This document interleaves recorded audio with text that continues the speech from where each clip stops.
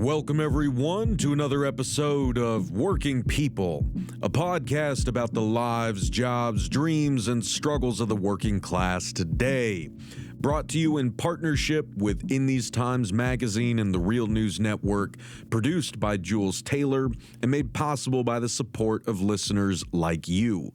Working People is a proud member of the Labor Radio Podcast Network. If you're hungry for more worker and labor-focused shows like ours, follow the link in the show notes and go check out all the other great shows in our network. There are so many. And please support the work that we're doing here at Working People, because we cannot keep going without you. Share our episodes with your coworkers, leave positive reviews of the show on Spotify and Apple Podcasts, and become a paid monthly subscriber on Patreon for just $5 a month. If you subscribe for $10 a month, you'll also get a print subscription to the amazing In These Times magazine delivered to your mailbox every month. Just head on over to patreon.com/workingpeople. That's patreon.com/workingpeople. Hit the subscribe button and you will immediately unlock all the amazing bonus episodes we publish every month and all the bonus content that we put out for our patrons over the past 7 seasons of the show. My name is Maximilian Alvarez, and first things first, I just want to apologize for the slight disruption in our publishing schedule the past week. We still got a great bonus episode up for our patrons. That was an episode where I talked to writer Julia Doubleday about COVID-19 policy and how much workers have frankly gotten screwed since the pandemic began, so you guys don't want to miss that. But today's episode was delayed because, to be honest, I am dealing with some really heavy family and personal news while working overtime at the Real News Network. So I appreciate y'all bearing with us. But brothers and sisters, believe me when I say that the wait is worth it. And the substance of today's episode is so damn important. And frankly, I think it's a testament to the fact that what we're doing with this show and what you're doing out there, all of the big and little things that we're doing to fight for each other and to leave this world better off than the one we've inherited, it all matters. It all has an impact, even if we ourselves never get to see what that impact is. And most of the time we won't. But right here, right now, we are getting, I think, a rare chance to see that impact in motion, playing out in real time. And we are all a part of it. As you guys know, for the past year, while we've been reporting on other critical struggles around the U.S. and around the world, we have committed ourselves to lifting up the voices and stories of working people living in and around East Palestine, Ohio. People whose lives have been turned completely upside down ever since a Norfolk Southern train derailed in their town on February 3rd, 2023, and ever since the disastrous, despicable decision was made soon after to vent and burn 5 rail cars worth of toxic vinyl chloride. I mean, we've recorded podcast after podcast with residents and railroad workers. Jules and I hosted a 12-hour live stream fundraiser for East Palestine before the holidays in December. And I've done multiple breaking point segments on East Palestine. I've hosted multiple Real News live streams. I've written about it, done interviews about it. And, you know, along with a handful of journalists and indie media makers like Steve Mellon at the Pittsburgh Union Progress, Joy Marie Mann, and Status Quo News, I mean, we've just simply refused to give up on this story and on these people. But it has been frustrating, to say the least, and, you know, frankly, emotionally devastating to report over and over again on the pain our neighbors in East Palestine are feeling, on the hell that they are going through. And, you know, half the time we were publishing episodes, there was always a kind of doubt in the back of my mind that anyone was really listening. And that's, you know, just the nature of doing this kind of work, I guess. It can be very lonely and quiet, talking into a microphone or a camera, never really knowing who's listening on the other end. But here's the thing. People are listening, and they're doing something. And that is why, after a year of covering this, I will finally, physically, be in East Palestine later this week. Because this Saturday, March 23rd, unionists, environmental justice groups, community organizers, community members from other so-called sacrifice zones, and supporters from around the country are coming to East Palestine to join residents there as part of the newly formed Justice for East Palestine Residents and Workers Coalition. Now, you're going to hear from members of that coalition in today's episode. And I think you're going to recognize a lot of familiar voices from East Palestine and from the labor movement. But you'll also hear lots of new voices. And you're going to hear about how this coalition has come together and how they've mobilized around the core demand to pressure President Biden to invoke the Stafford Act and issue a major disaster declaration for East Palestine. If Biden does this, according to the organizers, it will immediately unlock a whole suite of federal resources that residents desperately need and have been demanding for over a year now. And it will also, this is really important, it will immediately guarantee every resident emergency health care. And for residents like Chris Albright, whom we've interviewed many times on the show and whom I've developed a close friendship with, and Chris is a former pipeline worker and LIUNA member who has been disabled by the toxic fallout from the derailment. He is now experiencing severe heart failure. He can't work, and he has subsequently lost his health benefits at the worst possible time. This is a matter of life and death for him, and we are, frankly, racing against the clock. But that is why we do what we do. This is why we are all here. On Working People at The Real News, we don't just report on the many, many injustices that our fellow workers face in this corporate dystopia we call a society. We report and we keep reporting until people get justice. We report and we keep reporting to give people like you what you need to get involved in the struggle for something better, to stay committed to that struggle, and to be part of the solution. Because, like the residents of East Palestine, we know that the change we need and the world we deserve will not simply be handed to us from companies like Norfolk Southern, and it's sure as hell not going to be handed to us by the feckless government officials enabling their corporate destruction. We have to band together as a class to force the issue and make it happen ourselves. And more people in more parts of the country are beginning to realize this. And I think the Justice for East Palestine Residents and Workers Coalition shows that they understand what needs to be done. And they're out there doing it. If you want to be part of that coalition, if you want to join us in East Palestine this weekend, if you want to endorse or donate to the event through any organizations that you are a part of, then you are needed. The main event will be an organizing and informational conference in the East Palestine Park, which is going to take place from noon to 5 p.m. on the 23rd. And like I said, I will be there filming for The Real News. But the very fact that we're going to have fighters for justice from around the country there physically in East Palestine together, standing side by side with residents, that is special. And we need to make the most of it. We need to keep connecting our struggles and keep building this kind of working class power, because this is the way forward. And we've included info in the show notes about how you can connect with the Justice for East Palestine Residents and Workers Coalition, register for the event, and all that good stuff. So check out the information in the show notes to this episode right now.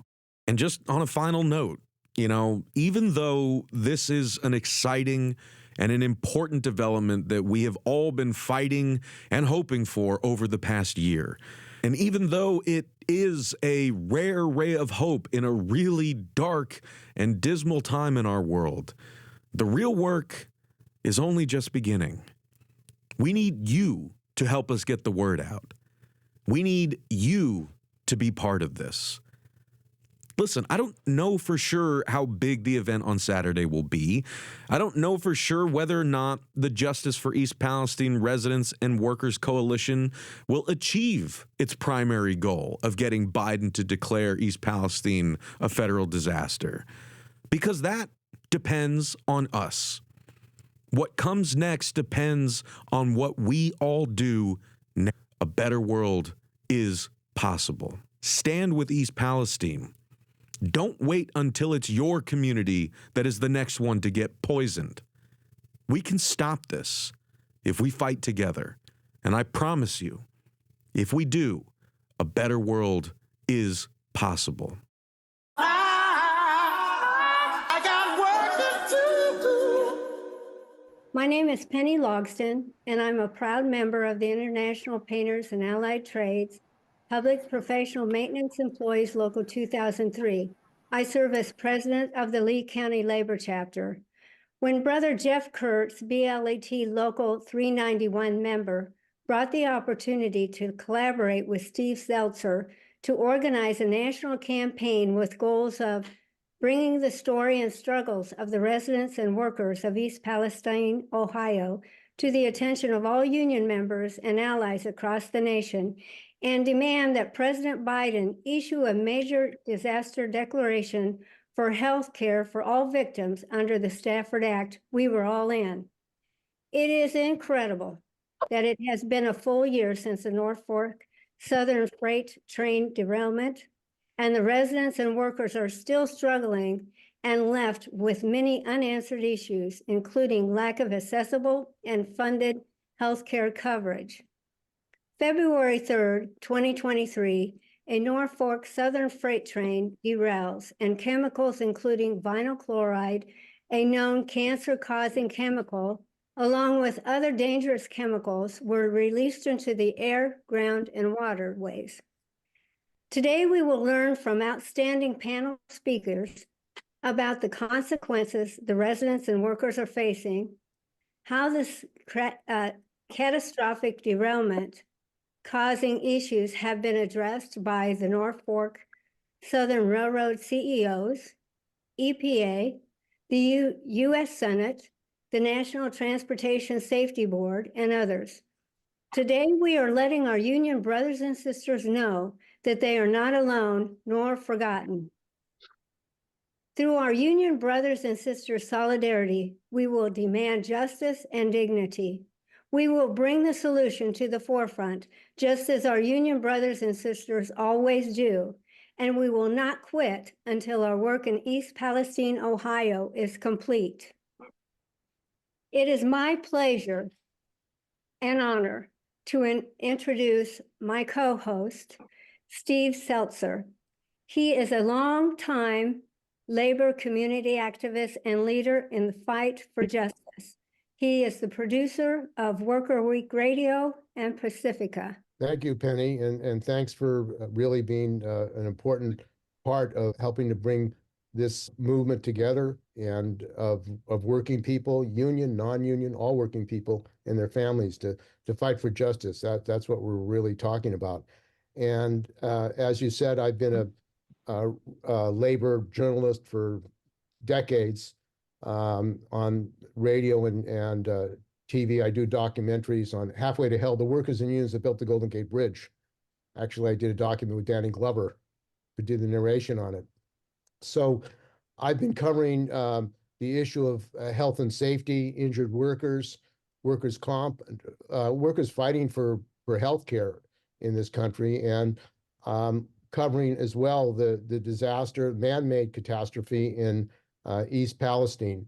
And I think that the lesson of this struggle, one of the lessons, is that we really don't have any real regulatory oversight and protection And these agencies, EPA and OSHA and Department of Transportation, that should be doing the inspections, that should be protecting us, have failed or been captured by the very companies they're supposed to regulate. That's been my experience.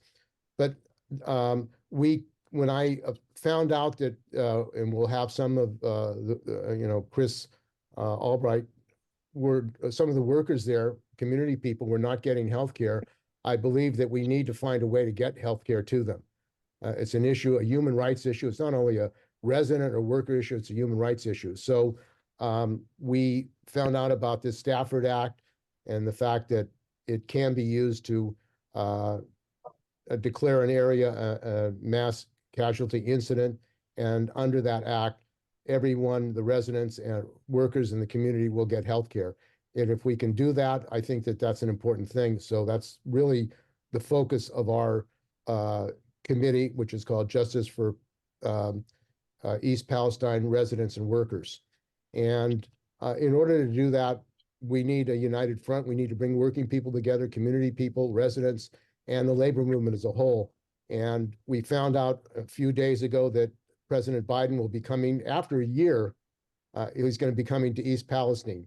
So we feel that this is an opportunity for us to really put the heat on to get him to declare East Palestine a emergency mass casualty site when he arrives in East Palestine, and let people know that they're going to be able to get health care. I mean, I have interviewed many workers, their families, and the most frightening thing is if you're sick and you're ill, your kids are ill, and you don't have health care. That's a tremendous stressful thing, and it's something we have to fight for. Everyone should have health care as a human right, but I think if we can start with East Palestine and get health care for the residents, community, and workers, that would be a big step forward in my mind. So without further ado, we can introduce our guests, our panelists, and the first one is Chris Albright. Chris is a member of LIUNA 1058 and is a resident of East Palestine, a half mile from the accident. And also he was a pipeline worker, and he and his family have been contaminated, and he's fighting to protect them and protect the other people in the community. So welcome, Chris. I'm definitely glad to be here, and I definitely applaud everybody for joining this. Me personally, after the train derailment, I got diagnosed with congestive heart failure, which turned into severe heart failure. Basically, my heart grew to almost double the size and was barely pumping any blood. From that point on, I have been unable to work. Being that I've been unable to work, I've lost my health benefits. With the heart condition I have right now, the medications I have to take, one of them, I'm taking like 10 different ones. One of them is over $2,700 for just one. I have no income and I have no health benefits now. My wife has developed high blood pressure. My one daughter's been getting nosebleeds. My other daughter had gotten rashes before. We don't know what's going to happen and how we're going to be able to pay for things. We're scratching right now just to pay bills, let alone whenever I have to have any kind of my medication refilled. We don't know what we're going to do. And this was all through no fault of our own. This was something that was a complete overlook on safety regulations that should have never happened, and nothing's been done about it. And it can happen anywhere else in this world at any time. But because of that, like I said, I have no health care benefits right now. I don't know what's going to happen. I don't know what happens when my medications run out or if I were to get sick again. And since I've had this heart condition, I've been put in the hospital twice now. Last time was on Christmas Day, and I went into critical care. So, things can happen at any time, and I have no idea how we're going to get through all this. So I'm hoping that everybody listening and watching can definitely help and understand and have some sympathy and some compassion for fellow workers, fellow people, and we can get President Biden here to make this a mass casualty site and get us health care. Thank you very much, Chris. And one of the issues that we've faced in this country is getting coverage of these stories. I was looking at CBS, some of the reports of the news on the 1 year anniversary, and not one of them that I saw talked about the residents fight for health care. And Chris is not the only one. That residents are losing their health care because in this country, you have to work mostly to get benefits, to get health care. So this is an issue for all working people. And I think we have to make the media pay attention to this about healthcare. And one of the people that can do this is Steve Mellon, who is a reporter, Pittsburgh Post-Gazette, and he went on strike against just for a contract for basic rights. And he is now a reporter for the Pittsburgh Union Progress, PUP, they call it. And he's been covering it, and he's written some very good stories and spent time doing the story. So welcome, Steve. Thanks, Steve. You know, it's interesting, Chris, to hear you talk about your healthcare concerns, and that's an issue all over the place. You know, when we first walked out on strike in October, on October 14th, 2023, I got a phone call right before the strike, right before we took the strike vote, and it was the president of our local, and he said, "Steve, we need for you to chair our health and welfare committee." And I'm like, "What the hell does that mean?" He said, "You just need to make sure everybody has health care." And I said, "No big deal." I spent the next 3 months making sure people had their health, had health care. And you know, you're talking about people who, some of our striking members had pretty serious health issues. This is a big deal in this country, in not having adequate, decent health care. It's especially acute, this issue is in instances like East Palestine. You know, you add this, Chris can speak about this much more eloquently than I can. You know, I come in as somebody from the outside. I try to get there, you know, every couple of weeks, sometimes a couple of times a week if I can. And what I see are people who are suffering real health consequences from this.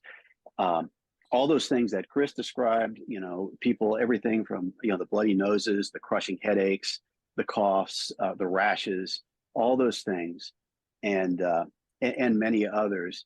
And, you know, there's no clear answers. There's just way too many unknowns here for folks. Some people feel like their bodies are a ticking time bomb. You know, it's like, what did I ingest during that time? What am I continuing to ingest that's in here? What compounds am I breathing in? Am I absorbing? And am I going to get sick in a year? Am I going to get sick in 5 years, 10 years? Are my kids going to get sick? What's my responsibility as a parent, as a spouse? Do I stay? Do I take this huge financial burden of taking out another mortgage if I can and moving out? You know, these are terrible decisions for people to have to make. And this is through no fault of their own. As Chris said, you know, nobody asked for this. They were enjoying a leisurely Friday evening when in an instant, everything changed for these folks.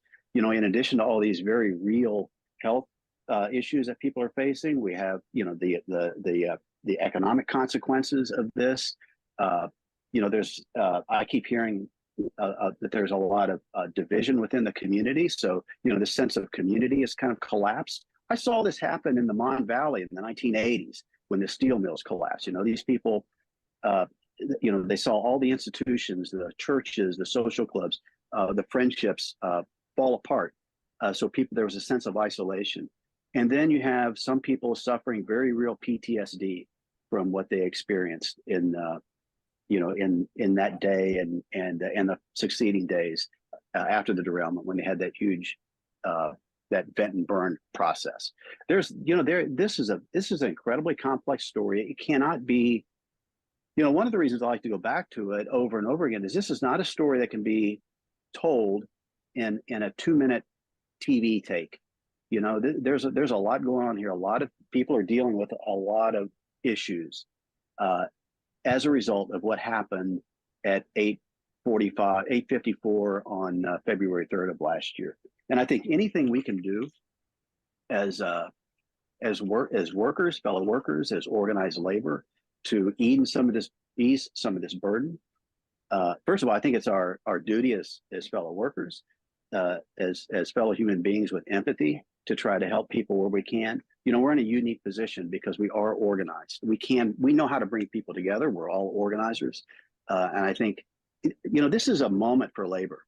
We just had the summer strike where labor got a lot of attention. This is a way for us to show that we know how to look beyond our own self-interest and to reach out to other workers and to do something very real, very concrete to help ease some of the burden that these folks in East Palestine are having to face. Yeah, I want to thank you very much, Steve, and everyone should go to the Pittsburgh Press Union Progress, PUP, and look at his articles. And they, despite having being on a shoestring, they're still covering the story. And we're going to try to get the labor movement to support that strike newspaper so people can get the real stories out. So our next speaker is Charlie Wishman. He's president of Iowa Federation of Labor, AFL-CIO. He's a member of the American Federation of Teachers, Local 716, and with Machinists Local 254. Welcome, Charlie. Thank you very much, Steve. First of all, brother Chris, just know that the labor movement across the country have been thinking about you and your community, and all the members there, everyone who's been affected, just because you don't hear about it on the news as much as you did. It's top of mind for so many folks, and I want to give hats off to the Lee County labor chapter, and like Carrie Duncan, who kind of floats in between Des Moines Henry and Lee and all over Southeast Iowa, but they are a small but mighty group that has been really working on a lot of these issues that doesn't just affect Iowans. This is a national issue, and the reason why I say it's so much bigger. I know we're talking about rail, but this is so much bigger when it comes to health and safety. I think that if we could have taken, there's plenty of lessons to take away from the pandemic, but especially after watching what I sometimes refer to as the meatpacking plant horror show that went across the Midwest here during 2020, excuse me, and during the pandemic. I think that one of the things that we needed to learn from that, short discussion before this, is that community health and safety and worker health and safety are inseparable. What happens at work doesn't necessarily, the health problems, workplace safety problems that happen at the job site, at whatever your job is, whatever your work is, it doesn't stay there. It affects the entire community. And what is so disgusting to so many of us about all of this, so when it comes down to it, the common thread that goes through, whether it's Norfolk Southern or any of the rail companies, or whether we're talking about, say, Tyson in the meatpacking example that I'm using here right now. Pardon me, my dog's chasing the cat. It's corporate greed. And that's what it all comes down to. Corporate greed is absolutely not just putting workers in danger, but corporate greed is what is putting the entire country, our communities, in danger. And a couple of Iowans have heard me tell this story before, but at kind of at the height of the meatpacking plant outbreaks here, we at the state fed here in Iowa, along with the UFCW, we met with our governor, and we probably for at least a half hour, if not longer, laid out, and this was like late April of 2020. So it was just getting going. And we laid out every single possible thing that we could think of, knowing the information that we knew at the time, to help make things safer inside meatpacking plants. And not only did our governor ignore us, probably her and told Tyson and the other packers to do pretty much the opposite. and then maybe about 2 days later flew out to Washington and asked President Trump to invoke the National Production Act, to send those workers back into the plants. I can take you to a spot in a parking lot where somebody came off of their shift in Waterloo, Iowa, and collapsed and died. It doesn't need to be this way. I don't care what industry you're talking about, whether Chris, you've been doing really, really dangerous work and tough work as a pipeliner. Whether we're talking about, like I said, working in conditions and pandemics, a total disregard for the working class of this country. And it's all for just so billionaires can make more billions. So I want to say thank you to everybody on this call who is working in whatever capacity they can. I'll just end with this: the legislation that was referenced. When I called our national AFL-CIO to see, okay, where are we at? Do we support this or not?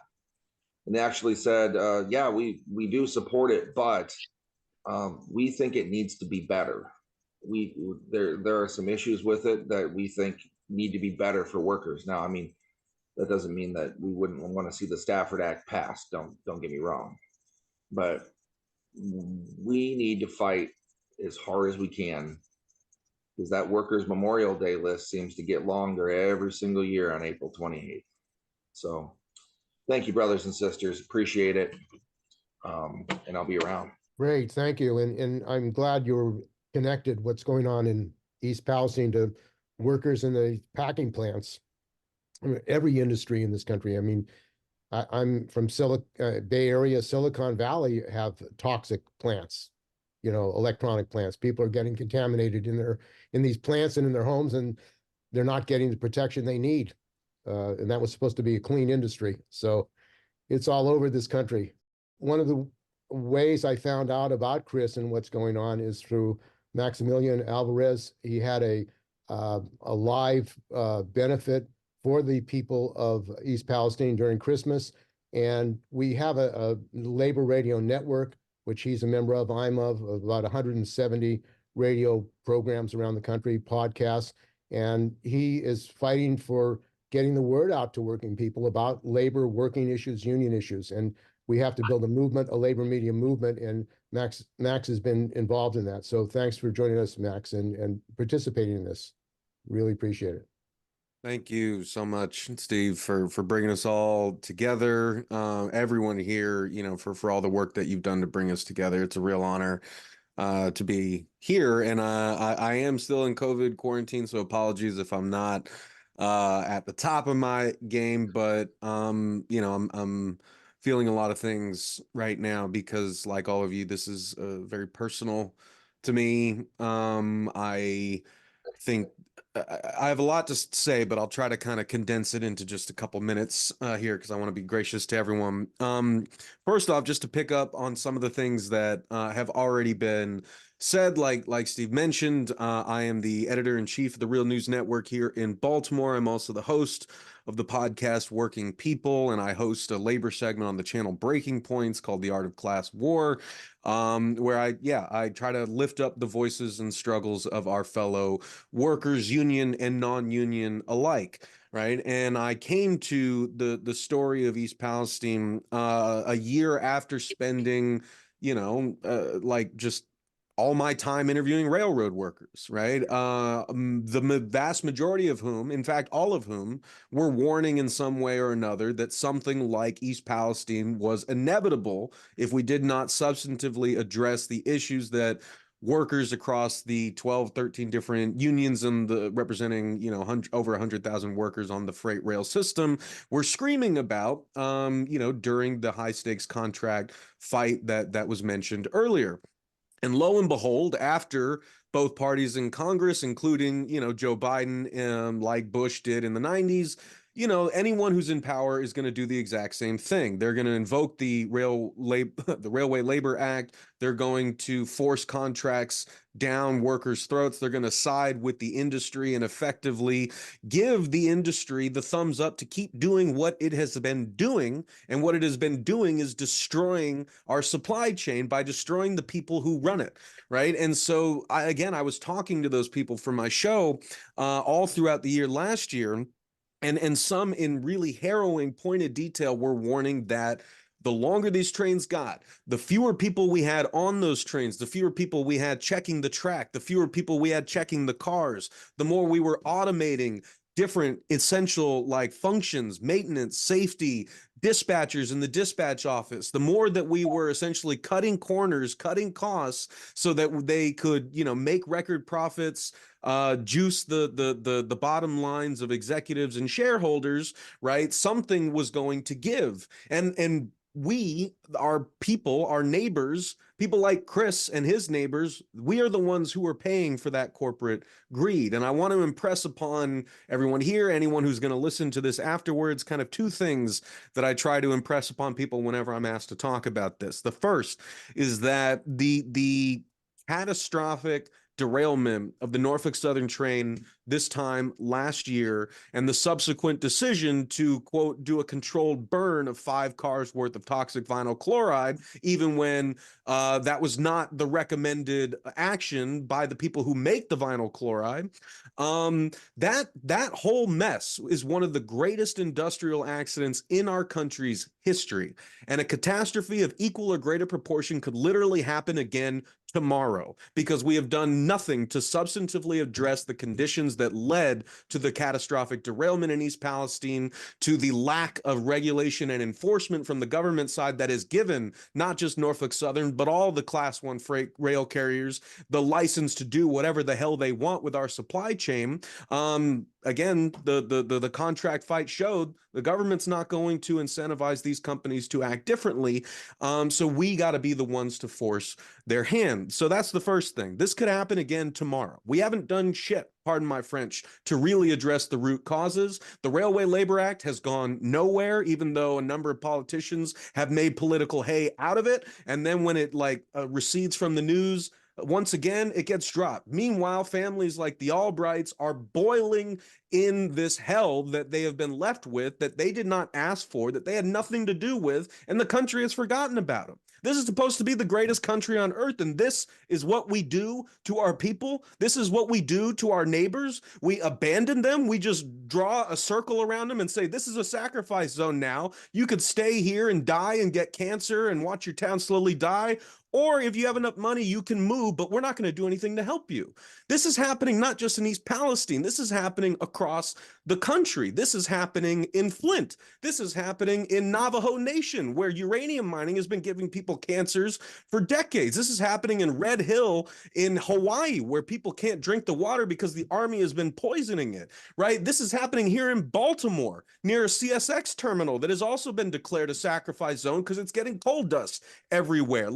There's not going to be any zones left to sacrifice if we keep going down this road and not standing and fighting against the relentless onslaught of corporate greed and the destruction of all that we hold dear. Because that's what I really want to emphasize coming back to this, is that for families like the Albrights, and they're not alone, as we have already mentioned. I've been interviewing residents and families in this community, not just in East Palestine, but also want to mention how important it is for folks in the surrounding area, people in Pennsylvania. It's not like that the gas from all of that vinyl chloride just decided to stop at the Pennsylvania border, right? I mean, that has been poisoning people's land, air, water. People are feeling health effects for miles beyond the crash site. But for Norfolk Southern, if you don't live within a 1-mile radius of that crash site, you're basically on your own. And even a lot of people in that have been on their own. Sorry, I'm talking a lot. I'll shut up. That's okay. But this is a national outrage. Just the last thing, that we did not address the issues on the railroads that workers themselves have been warning was going to lead to a catastrophe for years, to anyone who would listen to, that we did not address those years ago, is a national tragedy. That the community of East Palestine has been so thoroughly abandoned by Norfolk Southern, by the government, by the media, and by our country is a national disgrace, an absolute national disgrace. We should, yes, be empathetic. We should care for these people, but we should be mad.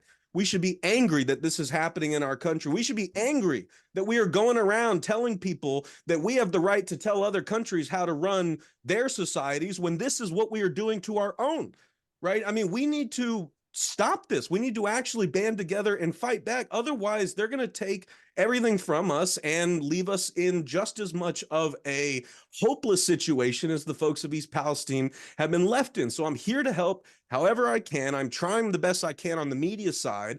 But, you know, we're an independent nonprofit outlet. You know, only so many people listen to us. And I really, really want to emphasize how incredible it is that out of like all the national media, a strike newspaper run by striking journalists for the Pittsburgh Post-Gazette who have been on strike unpaid for like a year and a half have done more coverage on this than most national media.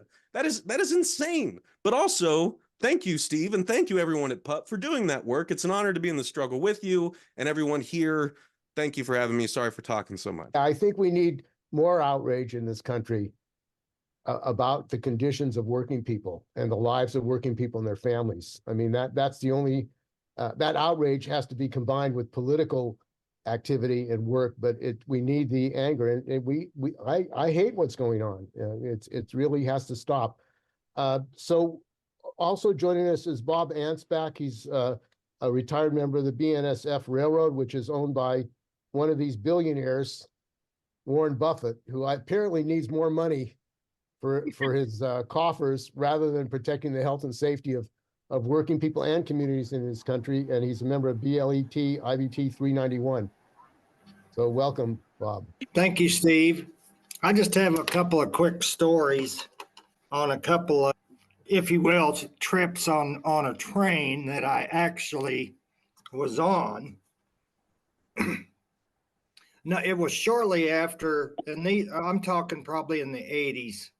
I'm going to give away my age here, but we come out of Kansas City on a UPS train, changed crews in Marceline, Missouri, and then the train continued to depart Marceline. When the rear end of the train come by the depot, we were required, because they'd just taken the cabooses off, required by the railroad to give it a row-by inspection. 4 cars ahead of the rear end, over half a wheel was gone. What got my attention was sparks flying and fire flying, and I stopped the train because when I looked up to the north, a westbound train was coming into town. So I was thinking, uh-oh, we're going to have a derailment and I'm going to watch it all happen. But that train was a 70-mile-an-hour train that went over a hotbox detector or mechanical inspection site, and the mechanical detector did not go off or warn us that there was a problem. And then the second story is, well, I'll back up a minute, because at that particular time, we were trying to save the cabooses through our UTU union's efforts in Jeff City, Missouri. I personally had a meeting with our representative of our community, and would even travel to Jeff City to testify. And he said, oh, you don't need to do that. I should have done that, because on the day of the vote to get this caboose bill out of subcommittee, we lost 5 votes after the lobbyist made his rounds with campaign money. So the old verbiage of money talks and BS walks, that's how we lost our cabooses. The second story is kind of similar, where we were on a vehicle train, an entire train that hauls vehicles. And there again, we had an axle that failed. 70 mph again, and we drug that axle. We got a notification over the radio. We had a hot journal. We stopped the train as soon as we could and got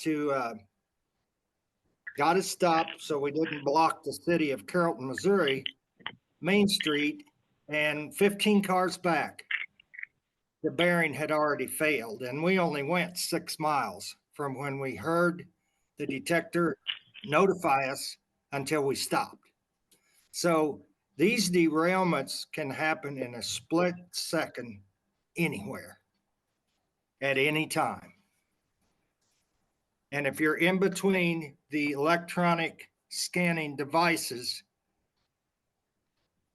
and you have a car that fails, you don't have any warning. The train derails, separates the air hoses, you stop abruptly. But here's one instance where we drove a failed wheel across this detector with it did not sense all that heat. So there, I put no faith in the detectors. The faith was, as Charlie alluded to earlier, corporate greed. Take the weight cars, take the cabooses off the trains. No, now we got 5 people riding the engines up front. Let's take 2 brakemen and a fireman off the trains. And they're still not happy. They want to take the conductor off the train. So yeah, it's corporate greed. Okay, thank you, Bob. And they've been reporting that there have been over 1,500 derailments in the last year after East Palestine, which tells you that in fact it's the wild, wild west, and there's no accountability of these executives. It is, and your section crews today that work on the maintenance way, you have a truck driver and a foreman. In some cases, you might have 1 laborer, but that's it. That's the size of your section crews. Okay, thank you. Now, one of the issues that we're addressing in this issue of healthcare is that the toxic dump sites, and as Max was alluding to and others, are a problem all over the country. I live in San Francisco. We have a nuclear radioactive dump site, Hunters Point Naval Shipyard and Treasure Island, where people are being contaminated. They spent over $1 billion to remediate the Hunters Point Shipyard and to build condos in it, and people are getting sick in the community, workers, whistleblowers, residents are getting cancer, and they're having to fight for health care. And the same situation is going on in Ohio, where there are many other toxic dump sites and radioactive dump sites. And joining us is Vina Colley. She's was an OCAW electrician, and she's co-founder of the National Nuclear Workers for Justice and president of the Portsmouth Piketown Residents for Environmental Safety and Security. Welcome, Vina. Thank you for having me. We've been here for 30-some years and still not getting recognitions from our politicians. When they come to town, they have a meeting, they go on the plant site, the Portsmouth Gas Diffusion Plant, which is a DOE, Department of Energy, and a DOD, Department of Defense site. We had OSHA and we have NIOSH, but they're not on site. And actually, they don't have NIOSH or OSHA. They just go by their rules. So it's the government watching theirself. It's the fox watching the hens. And NRC, they claim they have nuclear regulatory status, but they do not have any way to do any testing on radioactive components. Piketon has been declared #1 in the state of Ohio for cancer. Joe Mangano did 2 studies here, and he said that we are the worst site that he has seen, that he's been to in his 40 years of research. The media, we can't get the media to come here because they're so far away. We're 100 miles away from the main media, like Columbus and Cincinnati, and the local media. Maybe they report stuff on every 2 days in a week now. We don't have a regular media here. Piketon, I found out that we had plutonium at Piketon, and in 1999, we broke the story that we had plutonium.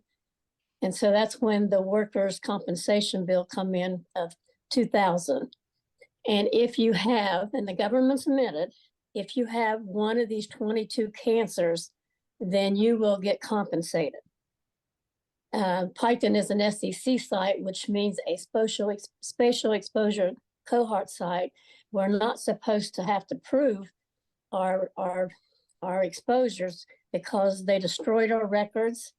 They never kept records, and they never tested us.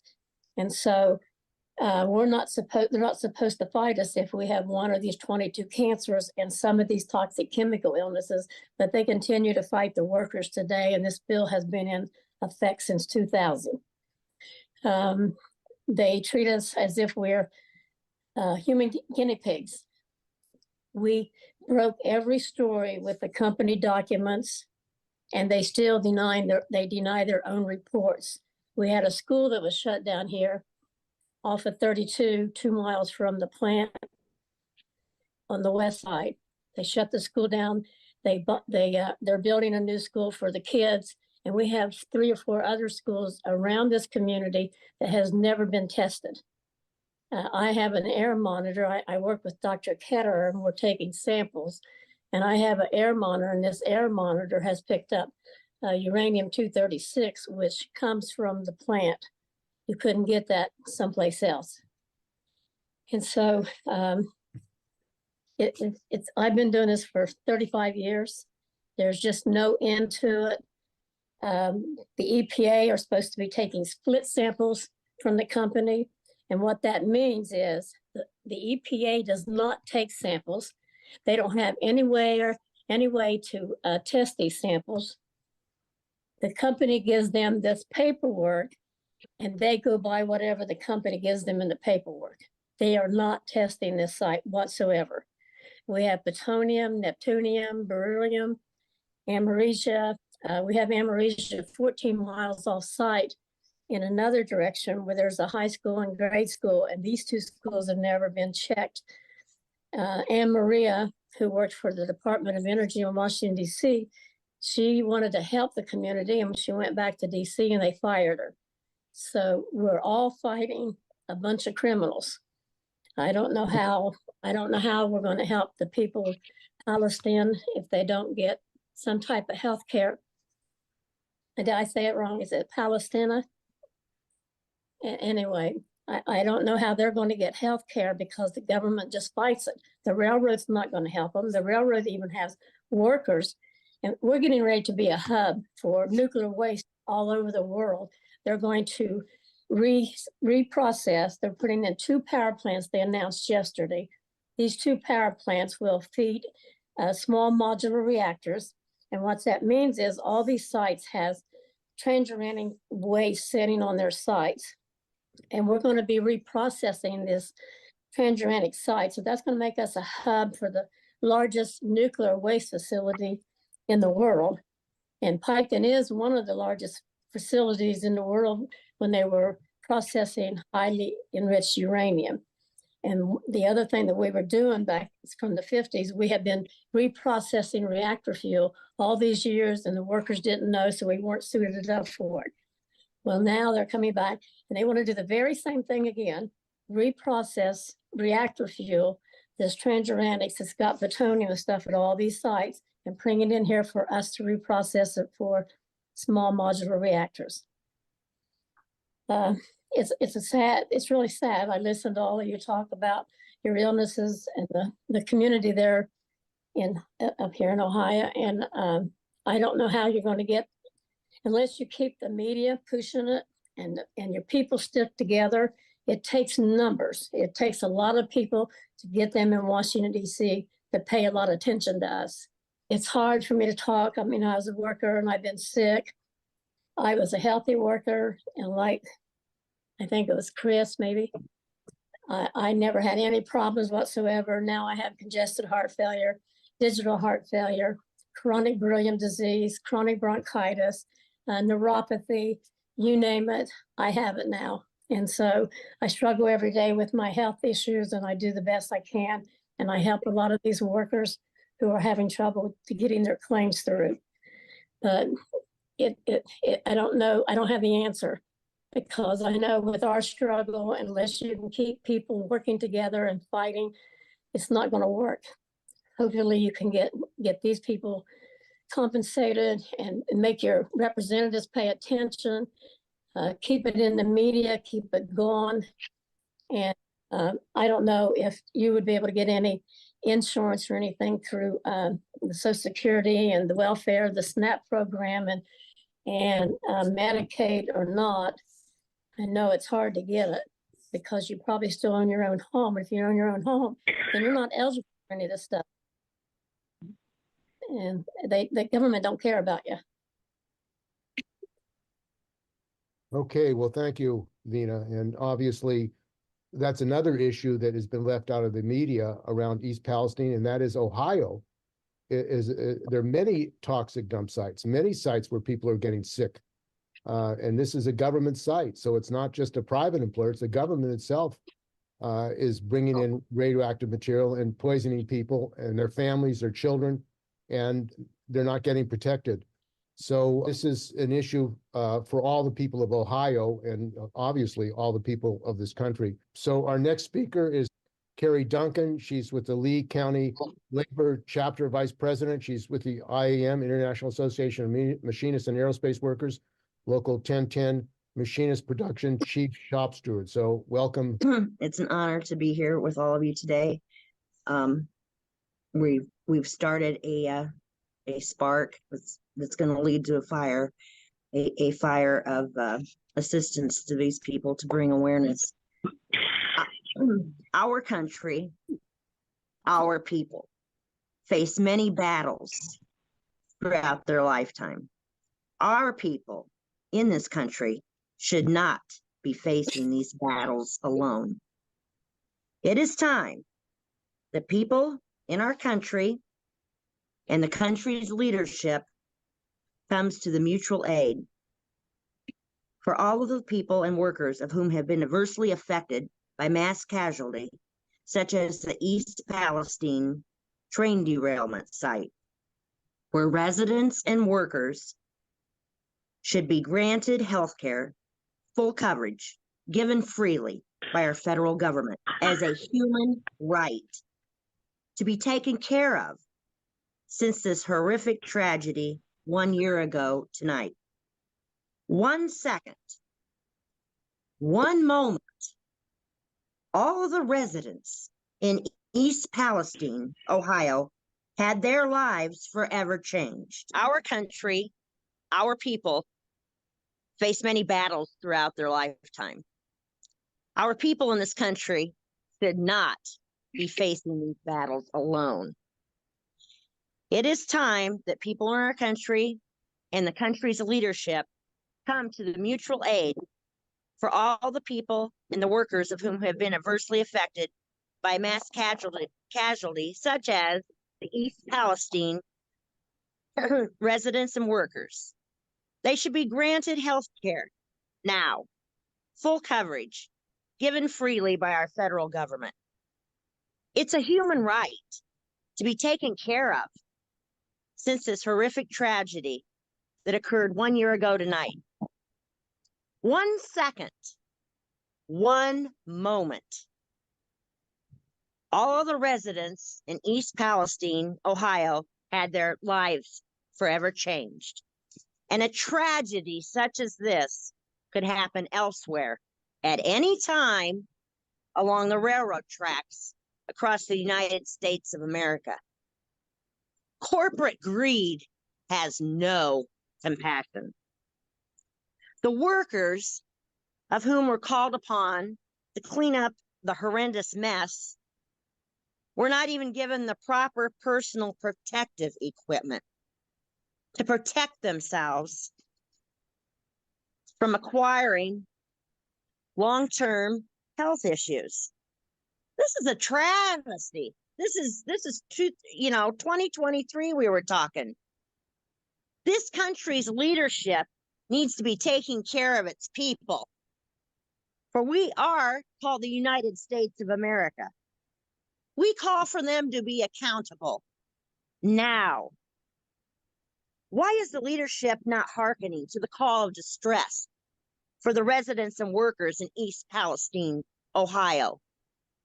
Are they a forgotten people by their elected leadership in this country? When our brothers and sisters in our country are in need of support, we rise to the call. No matter how many miles may separate us. For you see, there is no amount of distance that will lessen the compassion in our hearts, nor weaken the thoughts of hope in our minds to prevent us from reaching out and helping humankind. We are the labor movement in the United States of America, where we assist people and workers down in the valleys to rise up to the mountaintop again.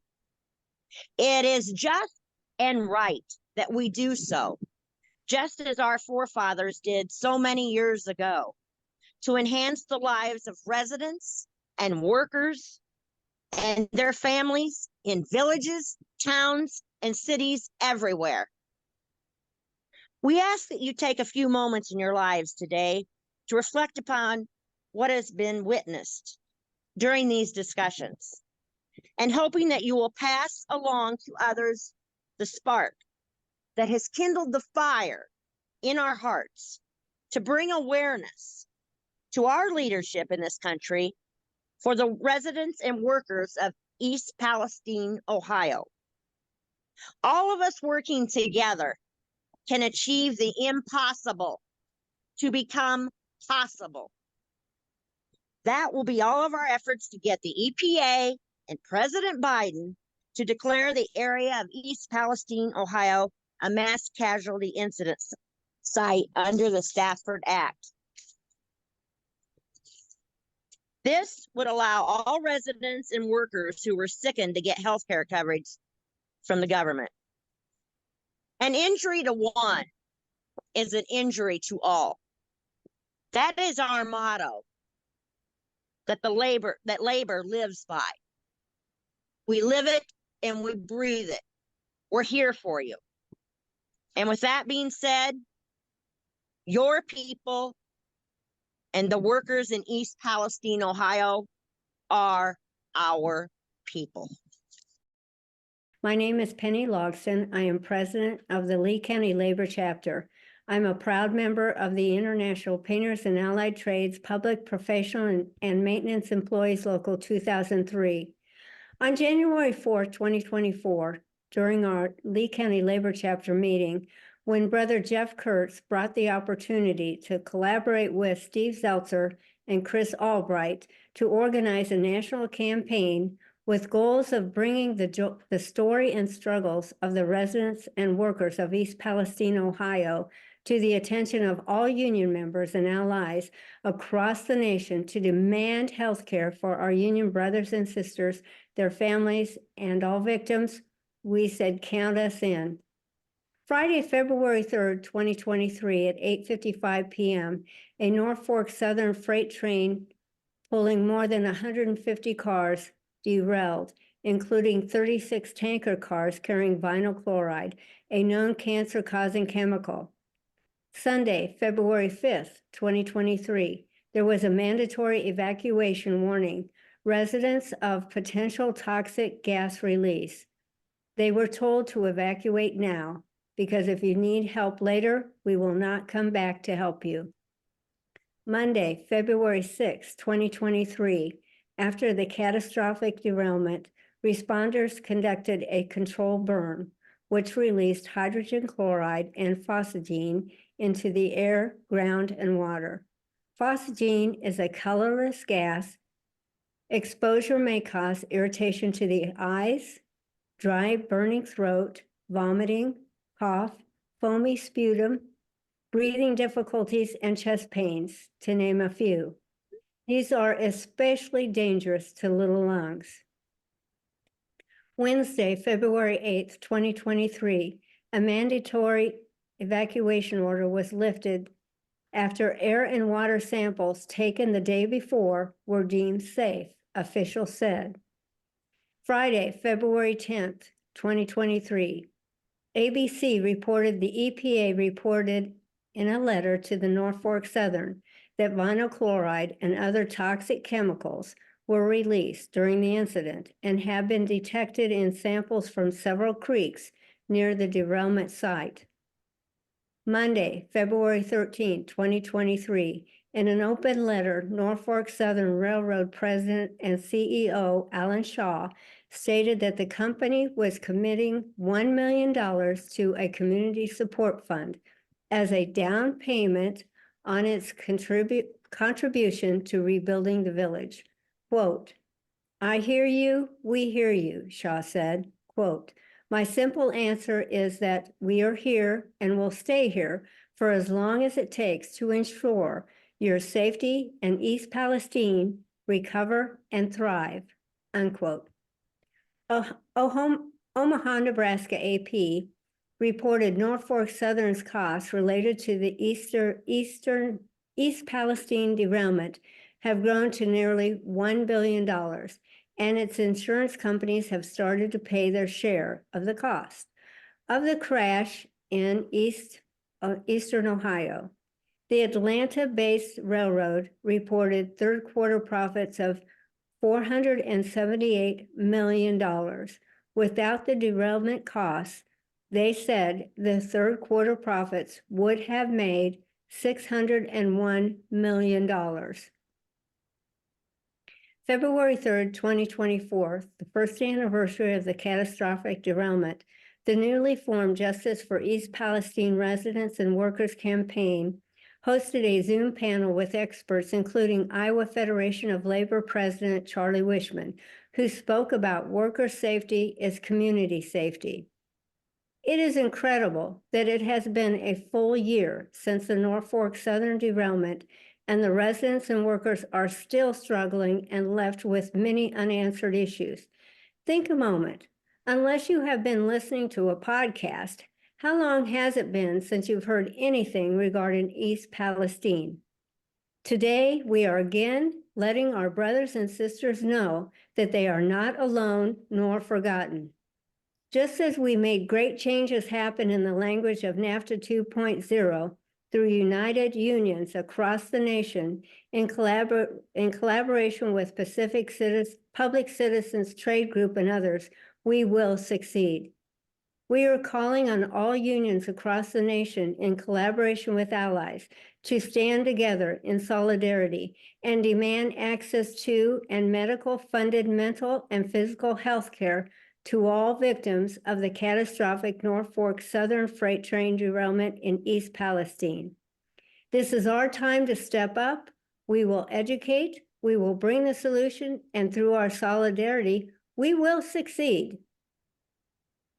It is my honor to introduce our co-host, Steve Zeltzer, producer of Workweek and Pacifica.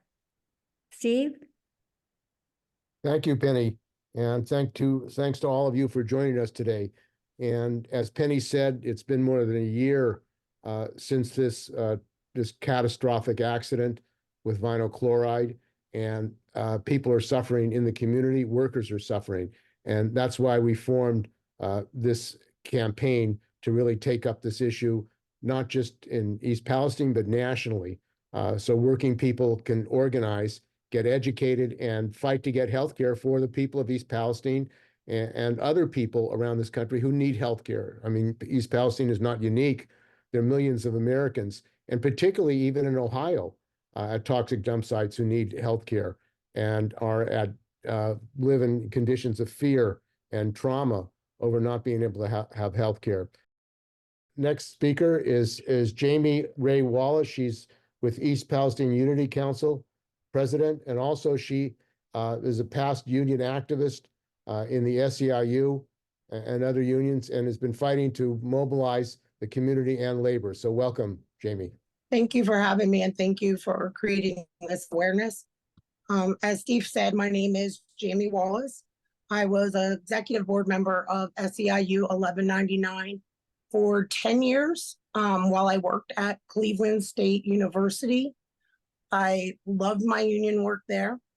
When I started, we had maybe 4 or 5 delegates. By the time I left, we had 34 delegates.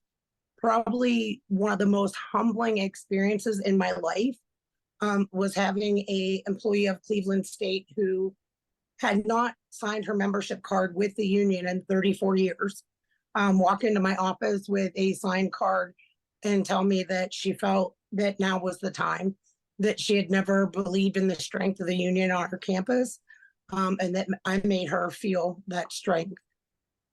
So I decided to move back to East Palestine, Ohio in 2018. I honestly thought that, I would retire from Cleveland State University. I had tried to have a child my entire life, was never blessed with a child. And at 42, I found out that I was going to be having my first child. My first thought was, I want to go home. I have 47 immediate family members that live within the 1 mile of the derailment that happened last year on February 3rd of 2023. I wanted that family support, to be able to have my niece to stop by and pick up their little cousin to go to the park, or have that luxury of family watching my child while I worked. Kind of like Chris says, up until the derailment, I was living my happiest life. I was going to work, I was coming home and enjoying time with my family, time in nature. My life has changed so drastically since then. Right away, the EPA was telling people it was safe to return home. My husband and I even had kind of a little argument. He said, what are we going to do when they lift this evacuation? I said, well, we're going to go home. If the EPA says it's okay, it's okay. I pulled in my driveway the next day to grab some prescriptions. As soon as I pulled in my driveway and I was overtaken by a chemical smell, immediately my chest started burning. I felt like I couldn't breathe. My lips were tingling, throat burning, eyes watering. I didn't need a scientist to tell me that things weren't okay. My own body and my gut told me that things were not okay. I quickly started organizing, trying to get true answers. And I actually started the Unity Council for the East Palestine train derailment because I couldn't handle all this on my own. You almost needed a couple of full-time people just to watch what the EPA was doing, just to watch what our politicians were doing, to watch what Norfolk Southern was doing, to deal with people with mental health issues. There were just relapse. People were relapsing from drug and alcohol addiction. So I organized Unity Council exactly how I'd organized my union. The first thing is we had 5 unions on campus, so we would have what was called a Unity Council meeting, where we'd bring all those heads of the union together to talk about what needs overlapped. Because I ended up with so many delegates, I divided them into executive committees, and they would each focus on an article in our contract. We had an executive committee for healthcare, one for wages, grievance. So that's exactly what I did with Unity Council, is I organized us into politics, human health, media. And it wasn't until actually a reporter brought this to my attention. He said, did you ever have past organizing experience? And I said, no. And he's like, well, it's funny, you almost organized like a union.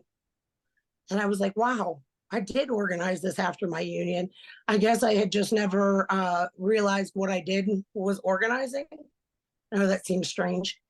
When I saw the need to get more unions involved was actually when a reporter came into town.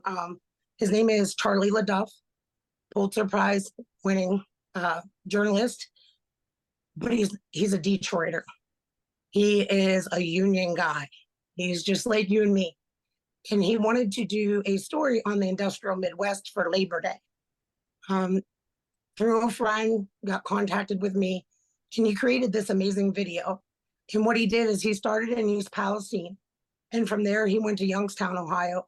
He went through Warren, Akron, Cleveland, Toledo, to all of these areas that had been working class neighborhoods built off of the industry in the area, mostly steel. And all you see are these dilapidated, rundown homes. And just from the experience that I've had with our government, with corporate greed, with all the things related to East Palestine, and seeing that video, it was like something smacked me straight in the face. And what smacked me in the face was that the laborers built this country. We built this country with our blood, our sweat, our tears, those of our ancestors. And this great country that we built is now being controlled by money and corporate greed. Our government are doing things that I don't feel like any red-blooded American would be okay with or accept. And now that it's this far into the hands of money, I mean, that's what it all comes down to. All of our issues come down to, them trying to save on costs. How do you take that back? East Palestine can't take that back. Individual unions can't take that back. But I strongly believe that if all the workers in America come together, we'll get what we need. The workers in East Palestine were exposed to chemicals. Norfolk Southern did not want them wearing PPE because it gave the appearance that something was wrong. OSHA came in and helped those workers. But if you look at the industrial jobs across the country, 4 days ago, my niece's husband passed at 31 years old. He had liver cancer.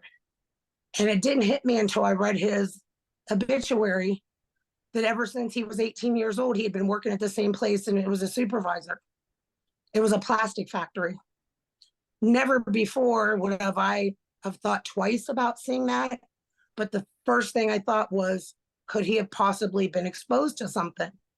When you look at the working class people, these young men, young women that they're putting into these positions, they're doing it because they have families to take care of. My stepdad, now 60 years old, union bricklayer his whole life, they used to walk in and take asbestos out of places with no PPE. But he was also making $60 an hour and had a family to feed. We shouldn't have to sacrifice our lives to make a living in the United States of America. This is not just an issue with East Palestine. This is a systemic issue. This could happen tomorrow in any one of your backyards, and you would be treated the same way that we're being treated. We're being ignored. Our health issues are being ignored. And I feel like the only way East Palestine is going to get help is awareness with the people, because I refuse to believe that any human being would be okay with children having bloody noses, children having seizures, rashes. I don't think anybody can look at this in East Palestine and say this is okay. So I appreciate you for creating this awareness today and allowing me to speak. Thank you, Jamie. And this is an issue for the people, the residents and workers of East Palestine, but all the people of America, really, who face this kind of danger in their communities. One other point I wanted to make is I live in San Francisco, but we have a radioactive dump site there, Hunters Point and Treasure Island, which are former Navy military bases where they train people on how to survive a nuclear war. And they brought ships from the Marshall Islands that had been contaminated by radioactive blasts, and they sandblasted them, putting the radioactive material all over the place, not telling people the danger of that. And as a result of that, for decades, people have been getting sick, cancers, and Treasure Island and Hunters Point, and they themselves are still fighting for healthcare right here in San Francisco. And they're developing condos. They want to build condos on top of a radioactive dump site, which is the height of insanity. So it's just one more quick thing, if I could, Steve. Sure. Even the people that have health insurance now in East Palestine, the thing that we're fighting with is most health insurances will not cover chemical testing. So even the people that have health insurance are not able to use the health insurance to get the help that they need medically. With so many people losing their jobs due to illness, due to mental health issues from the derailment, and losing their insurance, it shouldn't be a choice of feeding your family or taking care of your health for any American worker. Absolutely. And one of the things that's happened, which is a very positive thing, is there's a labor radio network around the country of about 170 labor radio shows. There's a rank and file effort to get the media out, to break the information blockade. And one of the most important organizations that's doing that is Real News, and Maximilian Alvarez is the executive director of it, and he's covering these stories and helping to break the information blockade. So welcome, Max. Thank you, brother. Thank you, Penny. Thank you, everyone, for making this happen. It's a real honor to be here amongst all of you warriors, love warriors, as Brother Cornell West would say. I think I couldn't say anything better than Jamie just did, right? I mean, I think that whether we are in unions or not, right, we need to take that message to heart, because I feel like everything is so dark right now that we need to follow the light when we see it. And I think that in what Jamie was saying is the light shining like the path forward, right? Because as Penny said, right, we are over a year after this, avoidable, impossibly reckless, destructive thing that happened to these people who did not ask for it, did not cause it, did not bear any responsibility whatsoever, but have borne all of the costs of corporate greed and government negligence, and just a complete inability on the side of our public officials to actually stay committed to something and follow through for the people who are electing them to do so, right? I mean, long enough to at least push through some stronger regulations or anything, besides just sort of dropping the issue, maybe coming back to East Palestine a year later to say, you're welcome for delivering on everything, goodbye. Right? As people like Jamie, people like Chris, people like, so many that I have been interviewing, month after month after month ever since this happened. And as Jamie was saying, there is simply no way that you can look at what's happening here and talk to folks living in and around East Palestine, as we all have been doing, and as I've been doing at the Real News the past year. There's no way you could have a heart and do that work and then just say, okay, good luck, bye. That's why, even if I'm still trying to get people to actually watch and listen to the stuff we're putting out, I'm not going to stop doing it until we get some justice here, until these people get more help.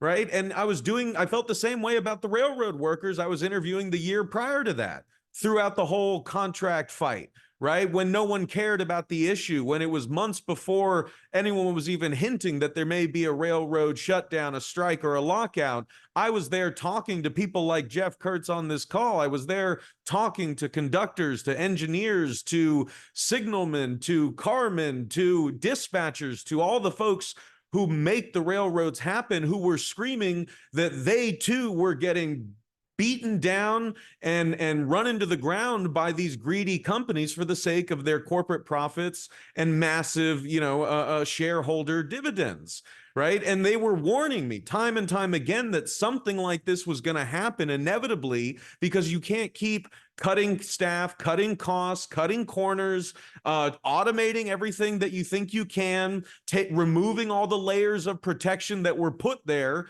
to prevent catastrophes like East Palestine, but that, these Wall Street brain diseased executives and shareholders, all they see is parts to be stripped for short-term profits, even if we are the ones, working people living in places like East Palestine, who are going to bear the long-term costs. And that's what I really want to underscore here is, as Jamie said, I feel like, we're all in unique positions to sort of see what she's saying about how this is not just a one-off thing in East Palestine. This is happening in so many areas. It's happening in San Francisco, Steve. It's happening here in Baltimore, right? In whole swaths of the city that have just been sucked dry and of any investment over the past century, of places like Curtis Bay that are being sacrificed for because coal dust from the CSX terminal is getting everywhere and in people's lungs, right? But it's not just that. As I mentioned on the last time we did this call, right? It's in places like Flint, it's in places like Jackson, it's in places like Navajo Nation in Puerto Rico. It's everywhere. Like, it's like everything's being slowly digested by these oligarchs who are draining everything they can before what they know is coming actually gets here, because this is just a prelude to what they've got in store for all of us as the planet heats up, as wildfires burn more of our, the places we live, and the Gulf, the waters rise, and we have to recede. Like, it's gonna get a lot tougher in the 21st century, and they're already telling us, the politicians, the oligarchs, they're not going to help us, right? They're just going to leave us with the bill and dealing with all of the catastrophic damage. I promise I'm wrapping this up, but I've been talking to folks in places like Uvalde, Texas, who feel just as forgotten as East Palestinians in Ohio do. I've been talking to people in Cancer Alley, Louisiana, who feel just as forgotten as the people in East Palestine do. I've been talking to Pittsburgh Post-Gazette strikers who are in 17 months on strike, who feel just as forgotten as so many working people in this country do. And we need to stop looking around and waiting for someone to save us. As Jamie said, we are the ones who are going to do that. And I feel like there's a real, while everything is dark and feels hopeless, and we're not even talking about all the other awful stuff in the world that I have to report on every week, so I really feel how dark and depressing things are. But I tell you right now, I'm inspired because I am on this call, because I see labor and community members coming together. I see different unions like coming together and saying like, hey, this is that moment in the movie, right? This is the Avengers part where it's just like, we're facing a great evil and we are facing really dire conditions that are only going to get worse if we keep waiting for someone else to come save us, or if we keep trying to fight him on our own. We can't take on Norfolk Southern on our own, let alone the rest of these pieces of shit who are destroying our planet and ruining our economy and our community, so on and so forth. But if we band together, if we bring our struggles together, if we build solidarity together through common struggle around the things that matter, like life and family and community and the right to free, the right to live free lives where we can meaningfully pursue our happiness and not be poisoned by the very companies that are buying off the politicians to not do anything about it. What I'm saying is that this is our Avengers moment, and everyone has a superpower to bring to the table, whether it's Jamie bringing those old organizing tactics to her community, or people like Chris using his powerful voice to keep spreading this story, or people like Jeff using his abilities to just say his talkative Iowaness, and he's like, I want to put cool people together and bring us all together. Steve, Penny, it's like, this is it. It's only going to get worse. I cannot promise that we're going to win any of these fights, but if we don't fight, I promise you we will lose. And this is what the fight has to look like. So thank you. I cede the floor. Thank you, Max. And the exciting thing is workers are coming together in this country. Workers are learning the lessons. And that's what we have to expand. There's no way of getting around that. Education and unity are key to make changes. And we're going to do that. And nothing can stop us. So that's very important. We can win. And working people have won the gains in this country by organizing, by educating, and by mobilizing. And that's what we're talking about doing here. So our next speaker is going to be Jeff Kurtz. And Jeff is a railroad worker was with BNSF, owned by Warren Buffett, this guy, billionaire, who owns a lot of companies in this country and around the world. And one of the things about the billionaires, they're not held accountable. If a railroad worker makes a mistake, they get canned, they get fired, they even get criminally charged, as they were in Canada in an accident. But it seems that the billionaires who own these companies that are stripping them of health and safety, they're never criminally prosecuted for the damage that they do to people that is now killing and causing cancer in East Palestine.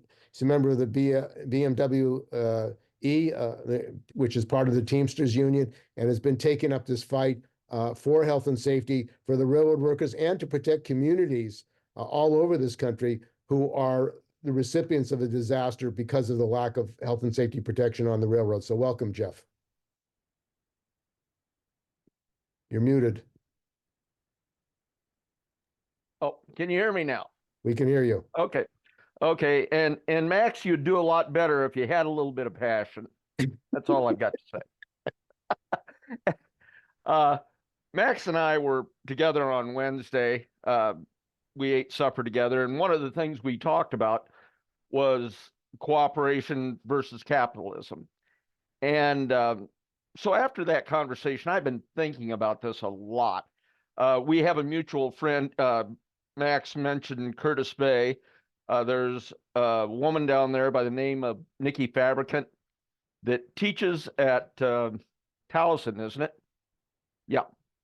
And so I called her yesterday and I said, you know, you would probably have the most access of anybody that I know to people that have actually studied how cooperation works. So she sent me a couple of links that I'm going to get, I'm going to do some research on, but it's how we can get together, how we can cooperate. We are separated by people like Warren Buffett, like the hedge fund operators that come in and buy up these railroads. These people can find something that maybe affects us 1% of the time or doesn't affect us at all, but gets people all riled up and divides us.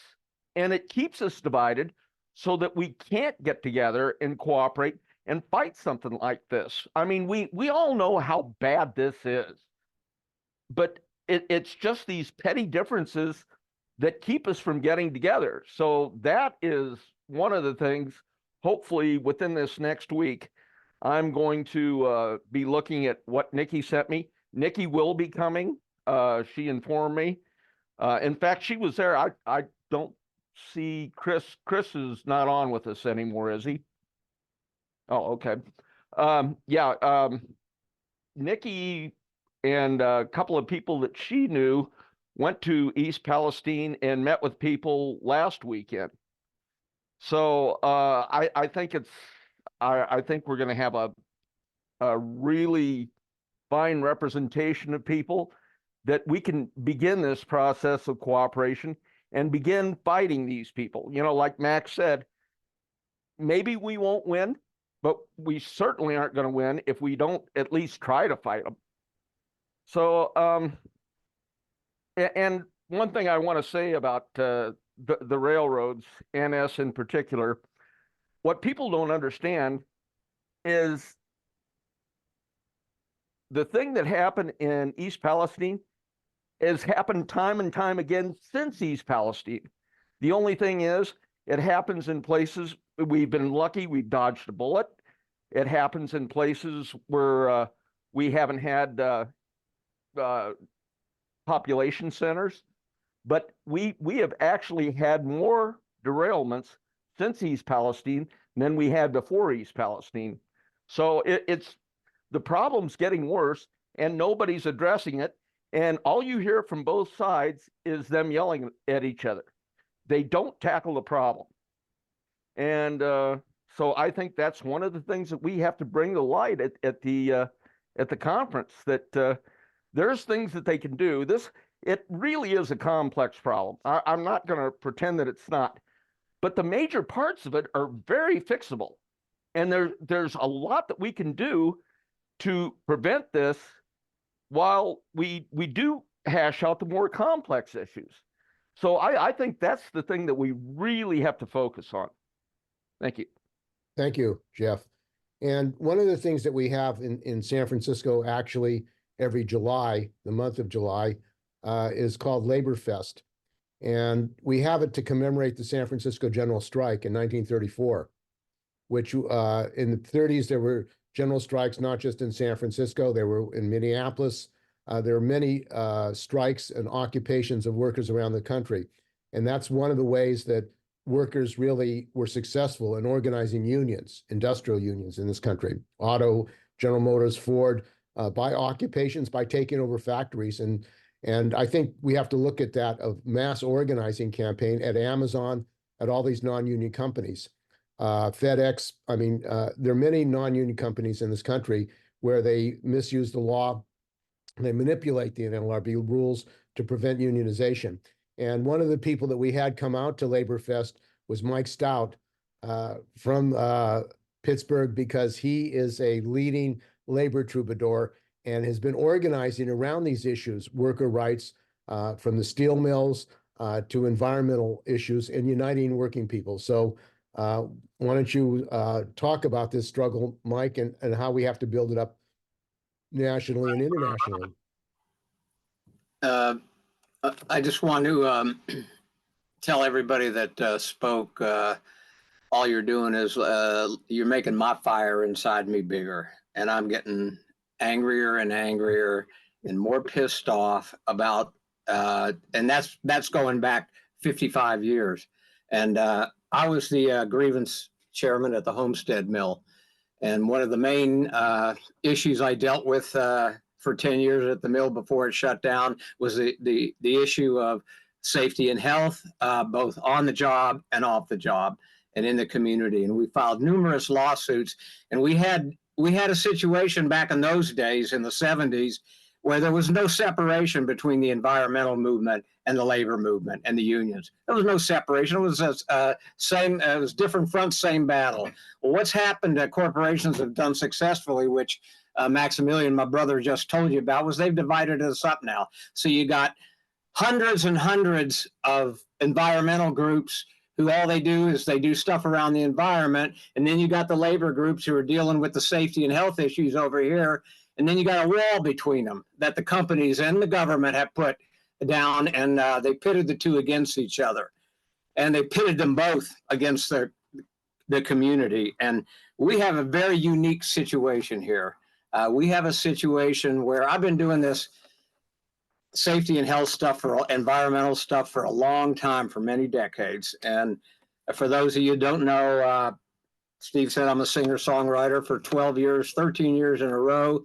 I actually was tasked and wrote a safety and health song for the Allegheny County Labor Council for Workers' Memorial Day every year on April 28th. And what I can tell you is what the brother just said, I want to amplify, because every year, every single year in the United States, somewhere between 5,000 and 6,000 workers die on the job. And that's not even counting the ones like in East Palestine that die off the job from cancer and whatever diseases that these manufacturing processes cause. And we have a very situation here. I wrote a song one time. I said, well, you know, people got all riled up when 3,000 people, as they should have, died on 9/11. Why aren't we getting riled up when that many or more workers die every single year? And nobody holds these corporations accountable. And I think what I'd like to see happen is I would really like this conference to be geared. You know, it's one thing to get the troops whipped up. It's another thing then to do something about it. And a lot of us have been dealing with this stuff for many, many years. And we've gone down a lot of rabbit holes and a lot of dead end roads because I think what we need, which Penny and others have so eloquently stated, is we need solidarity, and we need to come together as a group. And by a group, I mean communities, I mean labor unions, and I mean the environmental groups. There is no separation in East Palestine. All those issues are right there on Main Street, all in the same place, and there can be no walls put up. And I would like to propose to this group several things. I really hope that on top of educating and entertaining at this March 23rd gathering, that we see this as an organizing conference, that we put our heads together and figure out how we're going to get out of this morass. And by this morass, I mean not just what everybody's talking to about the issues going on, but the fact that we are all siloed. Everybody is siloed and separated into all these different little struggles that are all important, but we never come together for the big one.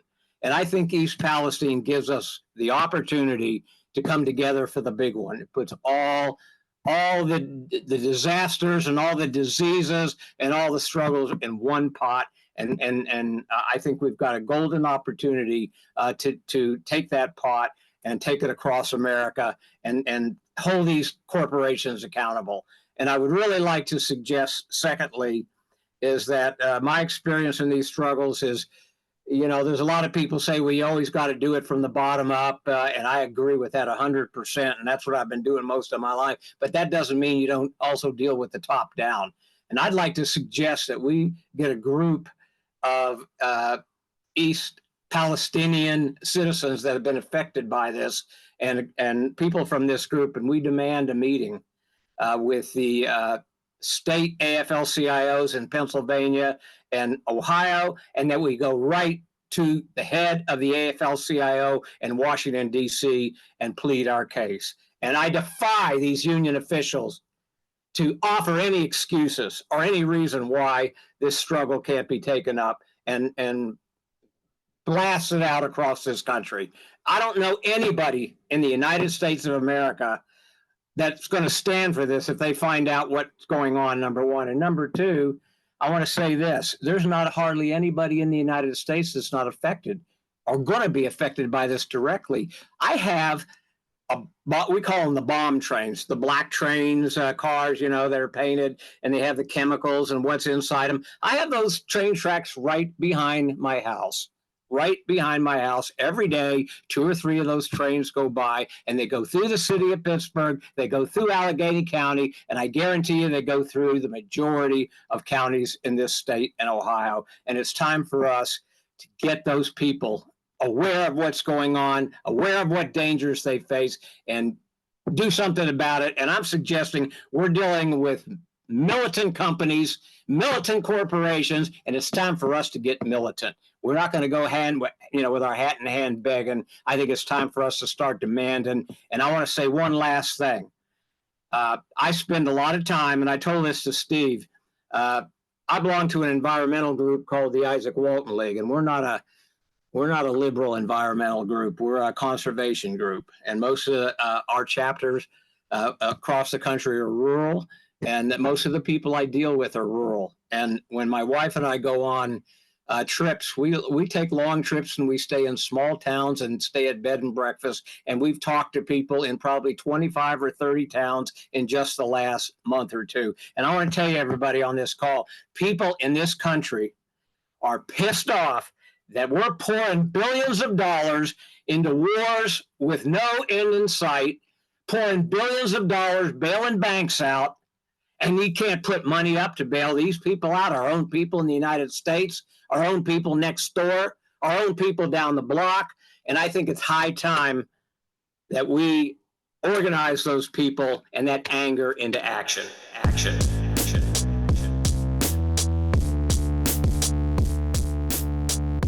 All right, gang, that's going to wrap things up for us today. I want to thank all of the incredible speakers who were featured on this compilation episode, all of the incredible organizers behind the Justice for East Palestine Residents and Workers Coalition, Steve Zeltzer, Penny Logston, Chris Albright, and everyone else who is doing the work to make this happen. You guys are real-life superheroes. Seriously.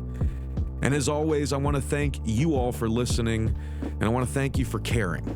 Remember, this event in East Palestine is happening this Saturday, March 23rd. So time is kind of the essence here. Reach out to the coalition, get involved, help spread the word. And if you're in East Palestine or going there this weekend, then I'll see you there. And I'll see you all back here next week for another episode of Working People. If you can't wait that long, then go subscribe to our Patreon and check out the awesome bonus episodes that we've got there waiting for you and our patrons right now. And also, go explore all the great work that we're doing at the Real News Network, where we do grassroots journalism that lifts up the voices and stories from the front lines of struggle. You can sign up for the Real News newsletter so you never miss a story, and you can help us do more work like this by going to therealnews.com/donate and becoming a supporter of The Real News today. I'm Maximilian Alvarez. Take care of yourselves. Take care of each other. Solidarity forever.